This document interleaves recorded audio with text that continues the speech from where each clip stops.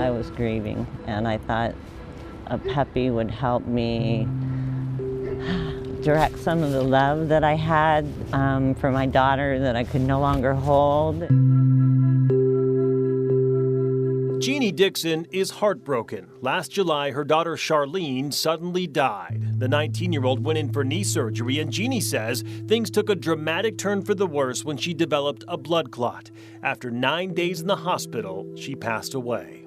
I had a lot of guilt because she'd wanted a puppy forever, and it was always, well, next spring, next fall. It was just never a good time, and I had so much guilt. I just thought it was time. She says Charlene always wanted a Newfoundland puppy, so she started her search online and quickly settled on who she thought was a breeder in Oklahoma. She reached out and promptly received a response stating the puppy that she saw was available. The price, $800 for the dog, another $150 for shipping. I was not thinking. I was heartbroken, and I really wanted a puppy. Jeanne shared some of the text showing what unfolded next. She wanted to use PayPal, a secure way to send money. The person on the other end said they didn't have it. Instead, they asked that Jeanne deposit cash directly into their account at an ATM. So that's what Jeanne did. Once for the dog and the shipping fee, and then again for another $1,500, allegedly for a special crate needed to ship the dog in. And while I was standing there doing it, I was thinking, I'm probably never going to see a dog.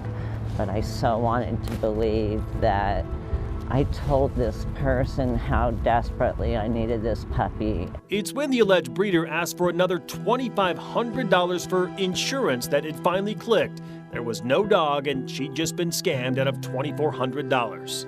I then became ashamed because I knew better. I really did. I was heartbroken. It turns out Jeanne is far from alone. The Better Business Bureau reports that pet scams now comprise 24% of all online scams reported to them, up from 17% the year before.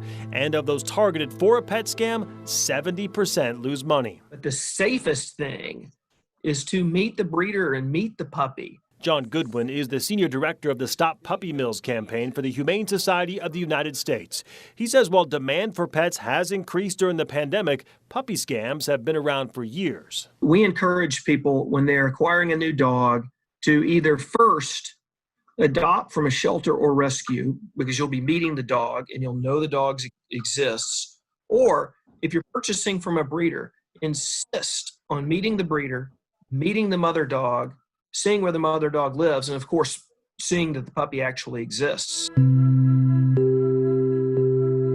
As for Jeanne, she misses her daughter like crazy and says she'll eventually search for a puppy again, but this time she'll meet the dog in person before handing over any money. I'm not a dumb woman, but I sure feel stupid about this, and heartbreak isn't a good reason to make silly choices. I was just caught up in the want. Bottom line, if you're looking to get a puppy, do your research. The Humane Society of the U.S. offers several tips and resources to check out. Some red flags include unusual payment methods. A legitimate organization won't make you do things like deposit cash directly into an account. And insist on seeing the dog in person before you buy it. Oftentimes, finding these scammers are overseas, so the chances of getting your money back are certainly not good. I'm Mark Hanrahan for KREM 2 News.